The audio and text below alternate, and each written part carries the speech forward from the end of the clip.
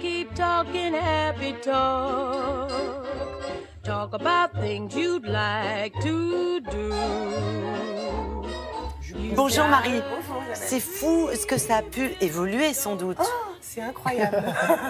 C'est moins joli. C'est impressionnant. Ça, je n'oserais pas dire que c'est moins joli. Non, en tout cas, c'est différent. Je dirais même que c'était très très chic. Oui, c'était. C'était. Oui, c'est ça. Donc aujourd'hui, c'est moins bien. Ah oui, bah oui. Voilà. En tout cas, ça date de. On va dire que c'est une très belle histoire d'amour en fait, mais qui date fin du 19e siècle, où les femmes en fait jouaient au tennis en robe longue, chapeau et talons hauts, s'il vous plaît. Et le corset. J'ai oublié le corset. Non, le corset. Si. Et en fait, vraiment, c'est arrivé, on va dire que ça a vraiment changé. Le côté fonctionnel est arrivé dans les années 20. Et ça a été vraiment une période très importante. Oui, ça a suivi dans le tennis, quoi. Voilà. Donc pour les joueuses de tennis, vraiment les championnes, entre autres avec Suzanne Lenglen. La fameuse, la célèbre. Forcément, qui a été donc la première championne à porter donc des vêtements de compétition. Petite jupe plissée blanche qui arrive aux genoux avec le petit bandeau sur les cheveux. Et là, ça a été une véritable révolution. Côté homme, là, c'est différent. René Lacoste, qui lui ose la petite chemise à manches courtes et le petit polo qui arrive, on va dire, début des années 30, avec le petit crocodile vert, forcément. Donc voilà, comme je vous le disais tout à l'heure, c'est vraiment une...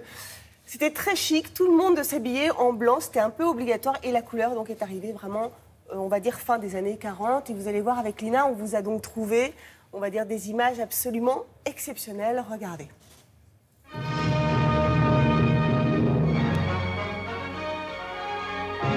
On peut être sportive et féminine. La féminité ne perd jamais ses droits.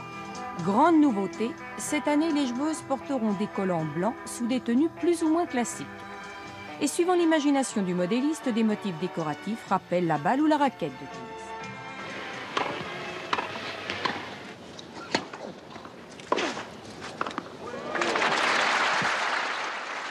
Chevaux légers contre artilleurs, c'est la différence d'allure entre Arthur Ashe et Guillermo Vilas dans le quart de finale qui les oppose au cours de la deuxième semaine des internationaux 1978.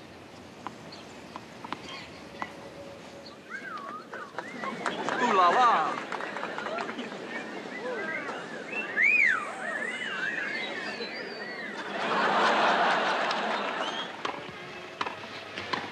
Jean Borotra était le d'Artagnan de la raquette en raison de son esprit chevaleresque et de ses origines basques. Son fameux béret fut longtemps son image de marque sur les cours.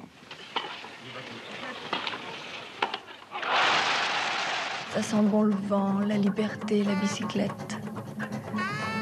Deauville, Françoise Dur, Saint-Tropez, Suzanne Lenglen.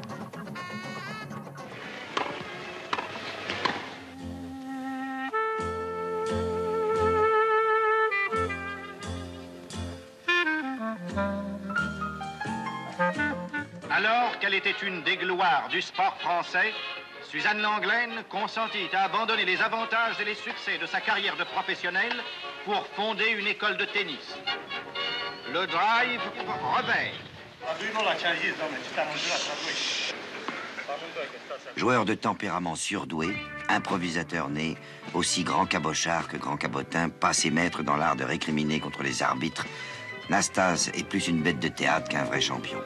On peut désormais parler d'une mode du tennis, mode des vêtements, mais aussi des raquettes, des chaussures, sans oublier les accessoires. Chris Evert, après avoir étonné l'Amérique, vient de conquérir l'Europe. Gracieuse, élégante et efficace, elle présente ses succès comme un modèle, présente une nouvelle collection.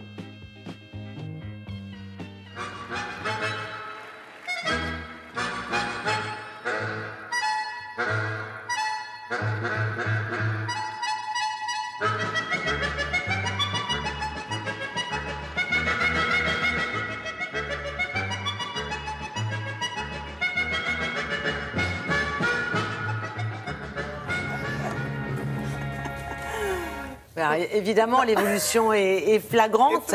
On a envie de terminer sur une petite note très sexy, vous avez vu? Ah oui, tout à fait. Venus Williams. Est-ce qu'il y a encore...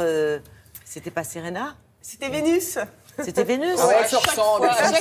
C'était Serena, moi. Mais bon, Chaque fois, ça ressemble tellement. c'est Vénus, très bien. C'est la même Ok, famille. pardon, autant pour moi. Juste une question, est-ce qu'il y a encore des obligations, des codes aujourd'hui, bien ou est-ce sûr. que tout est libre? Wimbledon, tenue obligatoire, blanc évidemment, mais c'est la règle la plus dingue du tennis. C'est-à-dire qu'ils sont fous en fait là-bas. Vous ne pouvez pas porter un peu de couleur. La majorité de ce que vous avez sur vous, c'est blanc. Il y a eu des gros scandales, entre autres, avec Maria Sharapova évidemment et Federer. Maria Sharapova avait une petite culotte orange, elle était entièrement habillée en blanc, et en dessous elle avait sa petite culotte. Ça va pas être possible. Basket orange pour Federer, gros scandale. Bon, à Roland-Garros, c'est complètement libre. Hein. Ah bah non, là c'est bien coloré, là, on est bien d'accord. Alors, on rappelle quand même les dates du tournoi, quand même, pour terminer. Wimbledon, du 3 au 16 juillet. Voilà, ça démarre donc lundi prochain. Merci beaucoup, merci à tous les trois. On va